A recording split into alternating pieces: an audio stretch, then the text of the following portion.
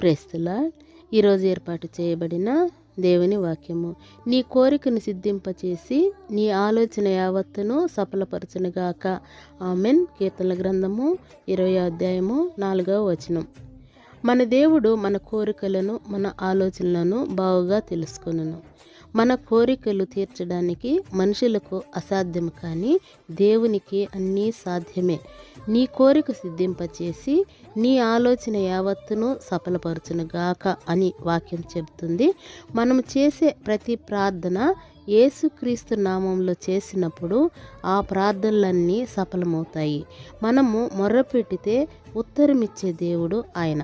దానియేలు దేవునికి ముమ్మారు ప్రార్థన చేయాలనే కోరిక ఉండేది.